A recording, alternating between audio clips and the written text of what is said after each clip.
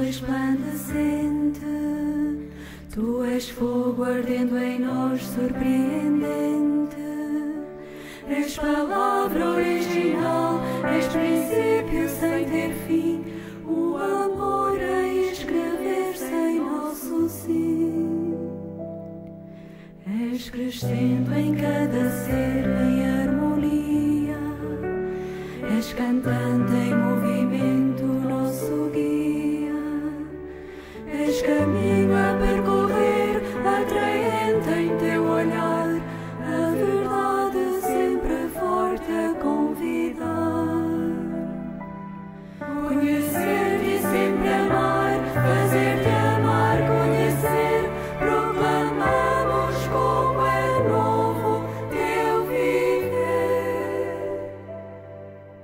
Tu és porta abrindo o nosso coração, seiva nova alimentando a comunhão. Vais levando a descobrir novo jeito de avançar, novas formas de entender o teu sonhar.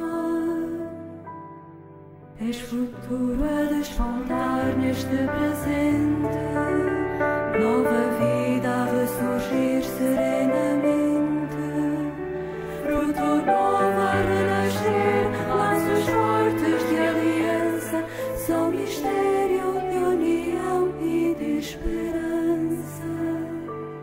Conhecer-te e sempre amar, fazer-te amar, conhecer, proclamamos como é novo teu viver. No teu povo tu vieste de mulher, escolheste um coração para nascer. No silêncio te escondeste do Senhor do universo, uma virgem nazarena foi teu berço. Deu-te carne, te deu sangue, foi calor, e ao mundo ela foi dando o teu sabor.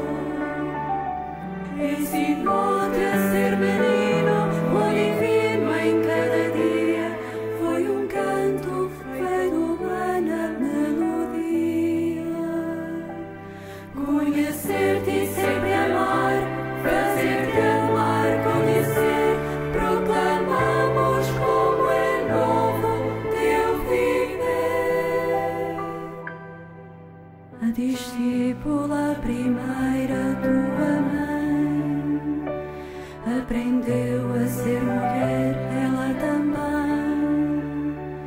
Te seguiu e te escutou, encarnando-te a saber, disse sempre, fazei o que ele vos disser. E a palavra que se diz então falou,